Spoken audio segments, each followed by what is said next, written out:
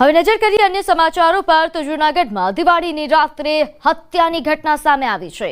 ફટાકડા ફોડવા જેવી બાબતે બોલાચાલી બાદ હત્યા થઈ। મધુરમ ચોકડી નજીક અમૂલ કોમ્પ્લેક્સ પાસેની ઘટના, જ્યાં ફટાકડા ફેંકવાની ના કહેતા મારામારી સર્જાઈ। મહિલા સહિત 5 શખ્સોએ 3 યુવક પર હુમલો કર્યો, જેમાં એકનું મોત થયું તો 2 ઇજાગ્રસ્ત થયા। પોલીસે હાલ તપાસ હાથ ધરી છે। તો જૂનાગઢમાં ફટાકડા ફોડવા જેવી નજીવી બાબતે હત્યાનો બનાવ બન્યો, જેમાં એકનું મોત થયું તો 2 લોકો ઇજાગ્રસ્ત થયા છે। ફટાકડા ન ફેંકવા જેવી સામાન્ય બાબત પર મારામારી સર્જાઈ હતી, જેમાં મળતી માહિતી અનુસાર મહિલા સહિત 5 શખ્સોએ 3 યુવક પર હુમલો કર્યો હતો, જેમાં એકનું મોત થયું તો 2 ઇજાગ્રસ્ત થયા।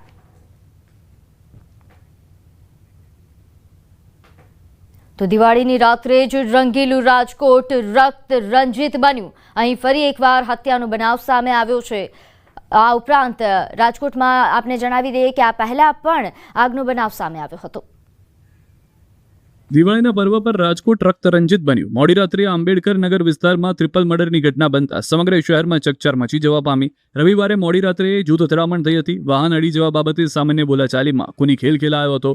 જૂથ અથડામણમાં 2 સગા ભાઈઓ મોત નિપજ્યા છે, જ્યારે સામા પક્ષે એક વ્યક્તિની હત્યા કરાઈ છે। સામાન્ય બાબતે ગંભીર રૂપ ધારણ કર્યું અને જોતજોતામાં સમગ્ર ઘટના જૂથ અથડામણમાં ફેરવાઈ। આ ઘટનામાં સુરેશ પરમાર અને વિજય પરમાર નામના 2 સગા ભાઈઓના મોત થયા। સામા પક્ષે અરુણ બારોટ નામના વ્યક્તિની હત્યા કરાઈ છે, જ્યારે એક મહિલા સહિત 3 વ્યક્તિઓ સારવાર હેઠળ છે। હત્યા દારૂની બાતમી આપ્યાની આશંકાએ કરી હોવાની પણ ચર્ચા છે। મૃતકોના પિતાએ જણાવ્યું કે પોલીસ વિસ્તારમાં ચાલતા દારૂના હાટડા બંધ કરાવે। સુરેશ પરમાર અને વિજય પરમાર બંને છૂટક મજૂરી કરતા હતા, જ્યારે અરુણ બારોટ વિરુદ્ધ અગાઉ ગુના નોંધાયા હોવાનું પણ સામે આવ્યું છે। અરુણ બારોટ અને ટોળકી દ્વારા ધોકા, પાઇપ અને ધારિયા જેવા હથિયારો વડે હુમલો કરવામાં આવ્યો હતો, જ્યારે ટ્રિપલ મર્ડરની ઘટનાને પગલે પોલીસ પણ દોડતી થઈ હતી। ઘટનાની જાણ થતાં ઉચ્ચ અધિકારીઓ ઘટના સ્થળે દોડી ગયા હતા। માલવીયાનગર પોલીસ સ્ટેશન ખાતે ફરિયાદ નોંધવા સહિતની કામગીરી હાથ ધરાઈ છે। રાજકોટ બાદ અમદાવાદમાં ફક્ત 24 કલાકમાં 3 હત્યાથી હાહાકાર મચી ગયો। તહેવારો સમેત ગુજરાતમાં 24 કલાકમાં 2 મોટા શહેરમાં 6 હત્યાના બનાવથી ચકચાર મચી ગઈ છે। અમદાવાદ અને રાજકોટમાં જ ફક્ત 24 દિવસમાં 3 હત્યાઓ થઈ, જે બાદ પોલીસની કામગીરી અને પેટ્રોલિંગ પર સવાલ ઊભા થઈ રહ્યા છે। તેમાં પણ અમદાવાદમાં ફક્ત 24 કલાકમાં જ 3 હત્યાથી પોલીસ દોડતી થઈ। શહેરના રાણીપ વિસ્તારમાં ખુદ પિતાએ જ પુત્રનું ઢીમ ઢાળી દીધું। ભાઈલાલભાઈ ગોહિલ નામના વૃદ્ધ વ્યક્તિએ પોતાના પુત્ર જયેશકુમાર ભાઈલાલભાઈ ગોહિલની હત્યા કરી નાખી। મૃતક સૂઈ રહ્યો હતો તે સમયે ખુદ પિતાએ જ ધારિયા વડે હુમલો કરી હત્યા કરી હોવાનું સામે આવ્યું। મૃતક પુત્ર દારૂ પીવાની ટેવ ધરાવતો હતો અને કંઈ કામ ધંધો કરતો નહોતો અને પિતાને અવારનવાર હેરાન કરતો હતો, જેથી કંટાળીને પિતાએ પુત્રની હત્યા કરી દીધી। મૃતકને 2 બાળકો છે અને તેની પત્ની છેલ્લા 1 વર્ષથી રિસાઈને પિયરમાં જતી રહી હતી। તો શહેરના અસલાલીમાં લૂંટ વિથ મર્ડરનો બનાવ બન્યો છે। મહેડા ગામમાં વૃદ્ધની દાગીનાની લૂંટ બાદ હત્યા કરાઈ। વૃદ્ધો કચરો વીણવા ઘરેથી નીકળ્યા હતા અને સાંજે ઘરે પરત ન આવતા તપાસ કરતા મૃતદેહ મળ્યો। વૃદ્ધાના શરીરથી 1.11 લાખના મુદ્દામાલની લૂંટ કરી હત્યા કરાઈ હતી। તો આ તરફ અમરાઈવાડીમાં આડા સંબંધની શંકામાં પતિએ એક વ્યક્તિની હત્યા કરી। તો અમદાવાદમાં આડા સંબંધની શંકામાં એક વ્યક્તિની છરીના ઘા મારી હત્યા થઈ। અમદાવાદના અમરાઈવાડીમાં ગોપાલ નામના એક યુવકની ઘાતકી હત્યા થઈ। અનૈતિક સંબંધોની શંકામાં હત્યાની પોલીસને શંકા છે। પત્નીને પરપુરુષ સાથે જોઈ જતા વિનોદ મલ્હા નામના શખ્સે છરીના 2 ઘા મારી યુવકને મોતને ઘાટ ઉતારી દીધો। ન્યૂ ભવાનીનગરમાં રહેતી મોનિકા વાલજી રાઠોડે વિનોદ મલ્હા વિરુદ્ધ હત્યાની ફરિયાદ કરી। મોનિકા ઘરકામ કરે છે અને તેના માતા પિતા ભાઈ ગોપાલ સાથે રહે છે। ગોપાલ મણિનગર ખાતે AFCમાં મેનેજર તરીકે નોકરી કરે છે। ગઈકાલે ગોપાલની વિનોદ મલ્હા નામના યુવકે ઘાતકી હત્યા કરી નાખી હતી।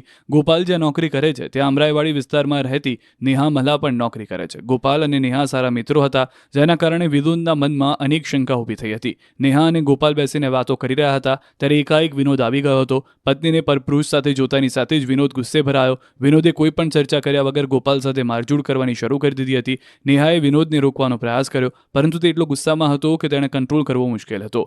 વિનોદ પત્નીને પરપુરુષ સાથે જોતાની સાથે જ આવેશમાં આવી ગયો અને તરત જ દોડીને રસોડામાંથી છરી લઈને આવી ગયો। ગોપાલ કંઈ પણ વિચારે તે પહેલા વિનોદ તેના ઉપર છરીના ઘા ઝીકી દીધા।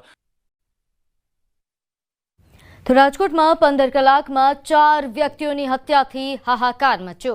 રાજકોટના પ્રદ્યુમનનગર પોલીસ સ્ટેશન વિસ્તારના CLF ક્વાર્ટરમાં 30 વર્ષીય યુવકની છરીના ઘા ઝૂકી હત્યા થઈ। યુવકનું કમલ મુડિયા હોવાનું ખુલ્યું છે. આ ઉપરાંત સમગ્ર મામલાની જાણ થતાં ડીસીપી ક્રાઇમ સહિતના ઉચ્ચ અધિકારીઓએ ઘટના સ્થળે પહોંચી આરોપીને ઝડપી લેવા કવાયત હાથ ધરી. ત્યારે હાલ તો તહેવારો પર શહેરમાં ગુનાખોરી વધતા દિવાળીનો તહેવાર એ લોહિયાળ બન્યો.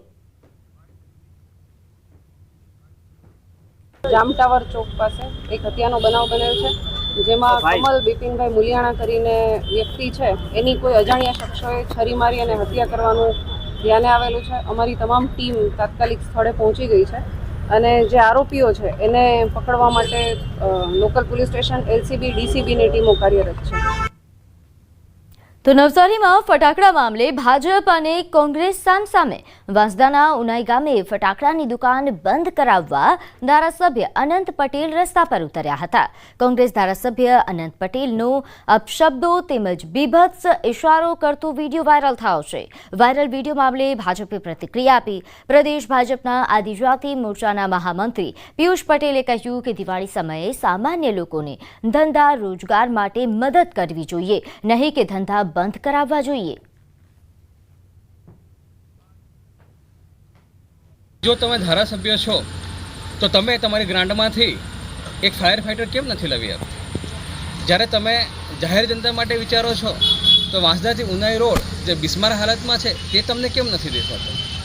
જ્યારે સામાન્ય ઘરના લોકો રોજગારી માટે કોઈ ધંધો કરે છે ત્યારે તમારા જેવા ધારાસભ્ય કક્ષાના માણસે એવા લોકોને મદદ કરવી જોઈએ, નહીં કે એવા ધંધા બંધ કરવા જોઈએ. આજે તમારા કારણે નહીં માત્ર ઉનાઈ ગામમાં પણ આખા વાંસદા તાલુકામાં તમામ લોકો ધંધો નથી કરી શકતા. તો તેનું એકમાત્ર કારણ છે વાંસદાના ધારાસભ્ય. ગાંધીનગરમાં હિટ એન્ડ રનનો બનાવ. અકસ્માત સર્જનાર દારૂ પીધેલી હાલતમાં હોવાનો આક્ષેપ છે. ભોગ બનનાર રાહુલ મુલચંદાણીએ ગંભીર આરોપ લગાવ્યા. કારની સ્પીડ 120થી વધુની હોવાનો આક્ષેપ.